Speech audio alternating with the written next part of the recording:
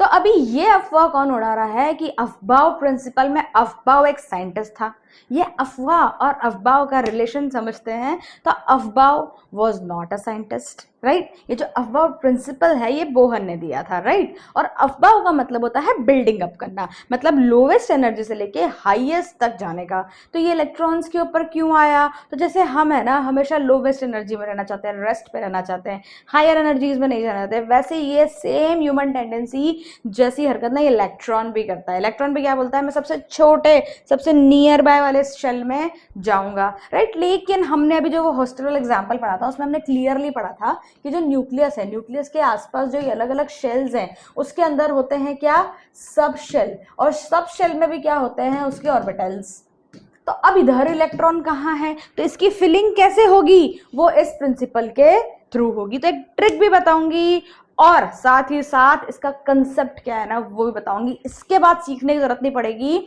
तो welcome, this is Anjali ma'am, divine learning centre. हम लोग ऑफलाइन और ऑनलाइन क्लासेस दोनों ले रहे हैं। ऑनलाइन क्लासेस में this is structure of atom, Aufbau principle, right. तो अफबाउ प्रिंसिपल में सबसे पहले इसने जो बोहर ने जो रूल फॉलो किया वो था n+l रूल।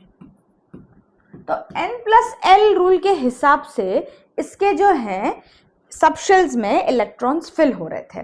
तो अब हम देखते हैं ऐसा कैसे होता है। तो हमें पता है कि देखो s के भी ऑर्बिटल होते हैं, p के भी होते हैं, d के भी होते हैं और f के भी होते हैं, राइट। तो मान लो हमने s ले लिया, s s p p p ले लिए हमने, मान लो, है ना। फिर हमने मान लो d d d ले लिए, है ना।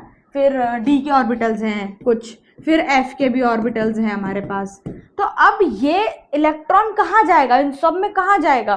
तो हमें पता है कि मान लो 1s है, 2s है, 2p है, 3p है, 4d है, 3d है, 4d है ना, 5d है, राइट, 6d है। फिर यहाँ पर हमको पता है कि 4f है, 5f है, 6f है। अच्छा ये 1 2 3 4 क्या है, नंबर ऑफ शेल्स है, क्योंकि फर्स्ट शेल में सिर्फ और सिर्फ s हो सकता था। मैं ऑलरेडी आपको क्लियर कर चुकी हूँ हॉस्टल वाले एग्जाम्पल में, राइट। सेकंड सब शेल में जो है वो 2s भी हो सकता है और 2p भी हो सकता है।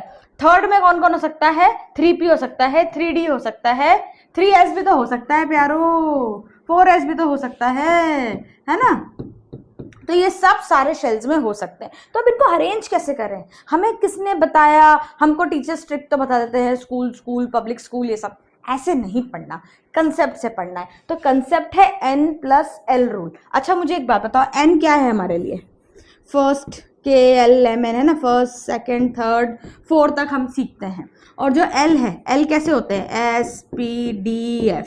तो ये 0 1 2 3 ऑलरेडी पढ़ा हुआ है। तो ज़रा इनको ज़रा हम स्टडी करें, तो इसे ज़रा ध्यान से देखो। मैं एक काम करती हूँ, अभी यहाँ पे मैं लिख देती हूँ 1s 2s 3s, है ना, 4s, फिर मैं लिख देती हूँ यहाँ पे 2p 3p 4p, है ना। फिर मैं यहाँ लिख देती हूँ, मान लो n+l रूल लगाएंगे अपने सब में, अभी देखना ध्यान से। यहाँ मैं लिख देती हूँ 4p, यहाँ मैं लिख देती हूँ 3d 4d 5d, फिर मैं लिख देती हूँ मान लो अपने f वाले लिख देते हैं। तो f में क्या है, 4f 5f, ऐसे हमने लिख दिए। चलो अब देखते हैं इलेक्ट्रॉन कहाँ जाएगा। मुझे एक बात बताओ, इनके हम n+l रूल लगाए, इन पे हम क्या लगाएं, n+l इलेक्ट्रॉन फिलिंग रूल लगाए। अफबाउ को जो प्रिंसिपल है ना बोहर ने जो दिया, वो क्या दिया, वो ये दिया कि इलेक्ट्रॉन जो है वो शेल के किस सब शेल में जाएगा, वो n+l रूल से डिसाइड होगा। फिर ट्रिक पढ़ेंगे ना, पहले कंसेप्ट पढ़ते हैं। तो देखो इधर ये क्या है 1, मतलब ये क्या है n, ये ऐसे होता है nl लिखे हुए, ये nl। तो यहाँ पे n+l कितना होगा, 1 + 0 मतलब 1। यहाँ पे देखो 2 + 0 मतलब 2, फिर यहाँ देखो 3 + 0 मतलब 3, ये देखो 4 + 0 मतलब 4, ऐसे ही आ रहा है। अब देखो यहाँ पर 2p में देखो 2 + 1 मतलब 3, फिर यहाँ पे देखो, यहाँ पे कौन है, यहाँ पे, हाँ यहाँ पे 3 + 1 मतलब 4, 4 + 1 मतलब 5। ये सब सबके एनर्जी लेवल आ रहे हैं, कौन कहाँ जाएगा। ये हो गया 3 प्लस, ये कितना होता है 2 5, 4 + 2 6, 5 + 2 7, 4 + 3 7, 5 + 3 8, ये हमारे पास कुछ आ गए। अब सबसे कम किसकी है? 1s की, तो सबसे पहले तो 1s आएगा, हमको पता चल गया। अब देखो 2 किसकी है? इसी की है, तो 2s। अब 3s और 2p दोनों की एनर्जी 3 आ रही है n+l रूल के हिसाब से, तो पहले किसको लिखेंगे? तो जब n+l बच्चों सेम आ जाए ना, तो n को प्रायोरिटी देना। तो देखो यहाँ पे 2p में 2 है, यहाँ पे 3s में 3 है, तो इसका n 2 है, इसका s 3 है, तो छोटी एनर्जी किसकी हुई? 2 वाले की हुई। तो पहले फिर कौन आएगा? ये सबसे छोटी एनर्जी, फिर 2s, फिर कौन आएगा? 2p, फिर कौन आएगा बच्चों? 3s।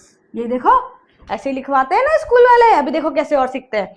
अब देखो यहाँ पर आ गया 4 में भी बच्चों 2 है, 4s 4p, तो n इसका छोटा है, तो पहले कौन आएगा? 3p, फिर कौन आएगा आपका? 4s आया, वेरी नाइस। फिर देखो ऐसे ही ये भरते जाएंगे। तो अब आपको आ गया कि आपको इलेक्ट्रॉन्स भरने कैसे हैं। अब इसके लिए ना आपकी एनसीईआरटी वालों ने भी एक अच्छी सी ये सी बिल्डिंग बना के दी है, जिसमें ऐसे ऐसे नागिनों के जैसे ऐसे बने हुए, तो वो कैसे होता है वो भी हम सीख लेते हैं। तो ये एनर्जी लेवल्स हमको याद तो हो गए कि सबसे छोटा 1s होता है, फिर 2s होता है, फिर 2p होता है, फिर 3s 3p 3s। तो इसको याद कैसे किया जाए? याद करने के लिए ना 2 तरीके मैं आज आपको बताऊंगी, दोनों ही बेस्ट है, एकदम बेस्ट। देखो पहला है ये कि बिल्डिंग बनाओ, लिखो 1s 2s 3s 4s 5s 6s 7s। दूसरा यहाँ पे लिखो 2p, एक कम में लिखना है ना, s के बाद p एक कम में, 3p 4p 5p 4p कितनी p 6p है ना। यहाँ पे लिखेंगे हम 4d, ये 7p तक जा सकते हो, आपकी मर्जी है, 5d 6d 7d f 4f and 5f। गलती नहीं करो, आगे बढ़ते रहो। तो 3d and this is 4d। चलो ये लिखा। अब स्कूल की ट्रिक, बेसिक ट्रिक, याद करने जैसी है, समझने जैसी है, बहुत डिफिकल्ट नहीं है। देखो सबसे पहले कौन आ रहा है? ऐसे ऐसे ना, ऐसे तीर मारने, एकदम हमको छोड़ना नहीं किसी को। एक तीर से 4 निशाने 5 निशाने कितने लगा सकते हो। सबसे पहले कौन आया बच्चों? 1s, तो ये सबसे छोटा है। फिर तीर मारो, अब कौन आया? 2s, फिर ये है। फिर अब देखो एक तीर से 2 निशाने लग रहे हैं, जो एक तीर से 2 निशाने वाला कंसेप्ट था ना, वो यहीं से आया था।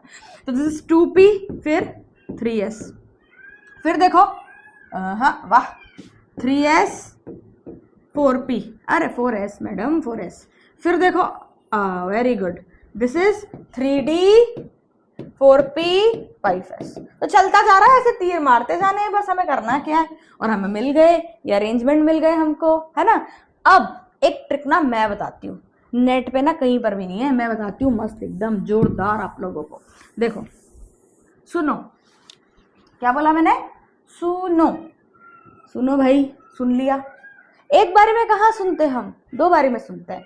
तो सुनो सुनो सुनो सुनो, क्या काम है भाई? भूख लगी, क्या खाओगे? पाव समोसा, एकदम बेसिक है, छोटे मोटे खर्चे में आ जाता है। तो पाव समोसा खाएंगे। क्या खाओगे? पाव समोसा। एक बारी में कहाँ कुछ सुनते हम, पाव समोसा खाएंगे। सुनो सुनो, पाव समोसा पाव समोसा। कितने पाव समोसा खाओगे? 2 पाव समोसे खाएंगे, 2 कितने? 2 पाव समोसे। एक बारी में कहाँ सुनते हैं, वापस लिखो 2 पाव समोसे, है ना। अरे 2 से कुछ नहीं होता, फिर से 2, तो फिर 2 पाव समोसे, फिर 2 पाव समोसे। वाह, खाने की ट्रिक ना कराते कराते भूख तो लगी जाती है सबको। कमेंट में बताओ भूख लगती है कि नहीं, सच्ची में बताओ। चलो अब हम बहुत ही इजी चलेंगे। सबसे पहले S, फिर P, फिर D, फिर F, हम सबको पता है।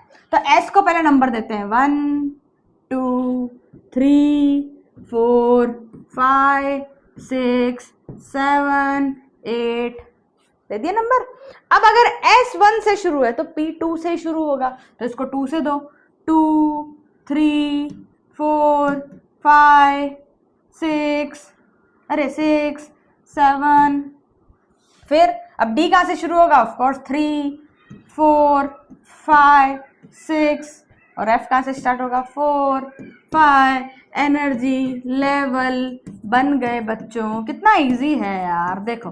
तो क्या बताया अफबाव ने? अफबाव ने नहीं बताया। अफबाव प्रिंसिपल जो बोर ने दिया, उसने बताया कि n+l के हिसाब से जो है वो फीलिंग्स होती हैं। So next video I will make for हंस रूल। बने रहिए। वीडियो अच्छा लगता है तो फॉलो, सब्सक्राइब, शेयर जरूर करें। Thank you so much.